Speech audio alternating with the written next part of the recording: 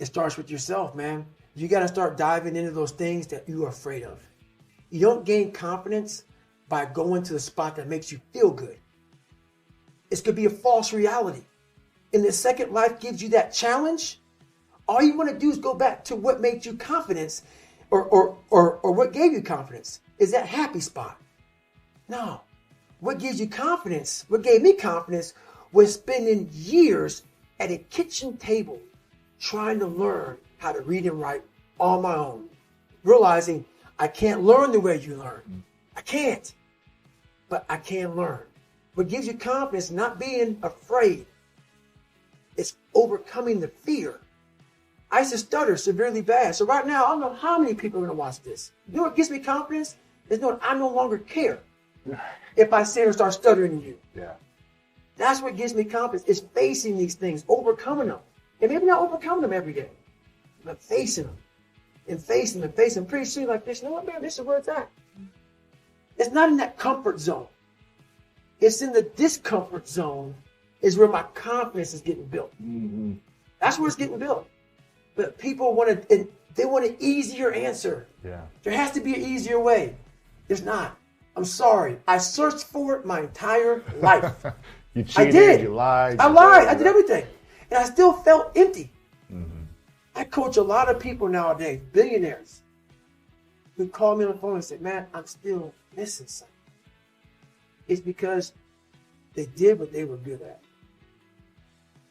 And they had this beautiful family, 2, 3 houses, cars, everything. Has everything in the world. On the outside looking in, like, my God, man, how can you be unhappy? I walk around with a backpack with all my stuff in it, with no car. Right. And I walk around, happiest person in the world. Have nothing. Happy as hell. It's because I found out the whole key to life. It's not in all that. Have to face yourself. So many people live to be 100 years old and they die miserable, having everything, because they never examine. I call it my live autopsy. You never examine this. Happiness, peace, enlightenment, all up here, man.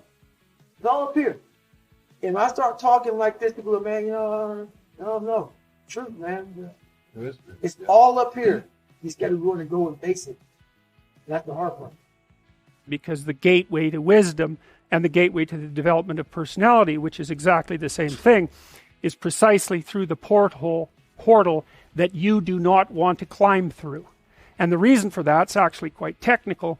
This is a Jungian presupposition too, is that, well, there's a bunch of things about you that are underdeveloped, and a lot of those things are because there's things you've avoided looking at because you don't want to look at them, and there's parts of you you've avoided developing because it's hard for you to develop those parts. And so it's by virtual necessity that what you need is where you don't want to look, because that's where you've kept it. There's a deep existential lesson in that your being is limited and flawed and fragile. You're like the genie, which is genius in the little tiny lamp, you know, this immense potential, but constrained in this tiny little living space, as Robin Williams said when he played the genie in Aladdin. But the fact that you have limitations means that the plot of your life is the overcoming of those limitations, and that if you didn't have limitations, well, there wouldn't be a plot, and maybe there would be no life. And so that's part of the reason why perhaps you have to accept the fact that you're flawed and insufficient, and live with it and consider it a precondition for being. You want to increase your confidence. I'll tell you what I think. What you do if you want to increase your confidence is you do jiu-jitsu. You work out, you get stronger, you read, and you study, and you learn, and you get smarter. And then you practice speaking, and you practice speaking so that you can become more articulate. And then you practice some more. And then you do hard things. Things that are challenging. Things that are tough. And then you get tougher. You don't quit. That's what you do. And then you stand up straight with your head high and your chin up and your chest out. And at the same time, you also stay humble. Because you don't know everything. And there are people that are better than you are at some things. People that are smarter than you, and they're stronger than you, and faster and more athletic than you, and they have more money, and they got better looks, and they're funnier. But all that is okay. It's actually okay because there are things that are more important. More important than being strong and smart and athletic. More important than all those things. Things like loyalty, honor, will. Things like courage.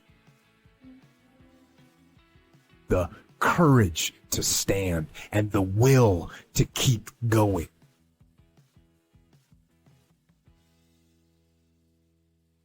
And to do the right things for the right reasons. And if you know you won't give up,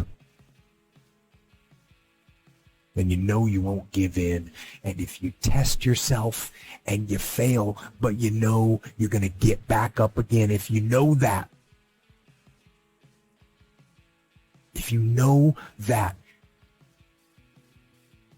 then you know that your character is strong. And that's what matters. And that right there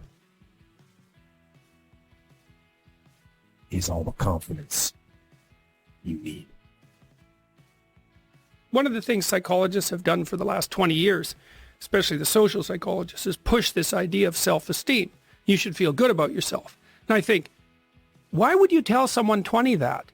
It's like, you should feel good about who you are. It's like, no, you shouldn't. Why should you feel good about who you are? It's like, you should feel good about who you could be. I'm not saying that people shouldn't have confidence, but like often you take young people, say they're 16 to 22, and they're not really feeling that good about who they are. Right. Because their life is chaotic and in disorder, and they don't know where they're going, and they don't know which way is up. You should treat yourself as if you're valuable, especially in potential. But you should concentrate on who you should become, especially if you're young. And so let's say you're miserable and nihilistic and chaotic and depressed and all of that now, and you have your reasons, terrible parenting, abuse, all of those things. It's like, well, you should feel good about yourself. It's like, no, it's not the right message. Is that it's more like you should understand how much potential there is within you to set that straight. And then you should do everything you can to manifest that in the world, and it will set it straight. And that's better than self-esteem. It's like, you're in a crooked, horrible position. Okay, fine. There's a lot of suffering and pain associated with that. Yeah, you can't just feel good about that because it's not good. But you can do something about it. You can genuinely do something about it. And I think all the evidence suggests that that's the case. Yes. So I'm telling young people, look, no matter how bad your situation is, I'm not going to pretend it's okay. It's not okay. It's tragic, tainted with malevolence. And some people really get hurt by malevolent people, like, terribly hurt. Sometimes they never recover. It's really awful. But there's more to you than you think. And if you stand up and face it with a positive, with a noble vision, with discipline and intent, you can go far farther to overcoming it than you can imagine. And that's the principle upon which you should predicate your behavior. Say there's a bunch of things that you're afraid of that are in your way.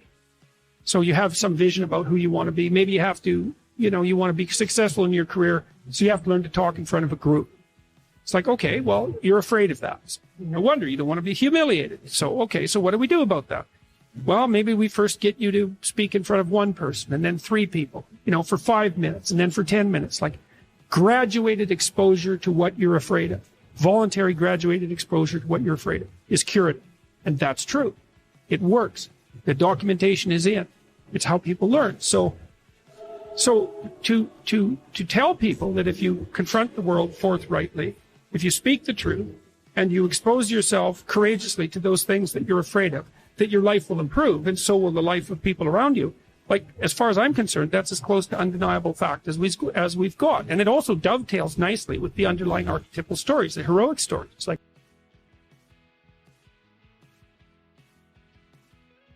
go out there, find the dragon, confront it. It's a dragon. It might eat you. It's dangerous. But it's worse to cower at home and wait for it to come and devour you. Go out there, confront it.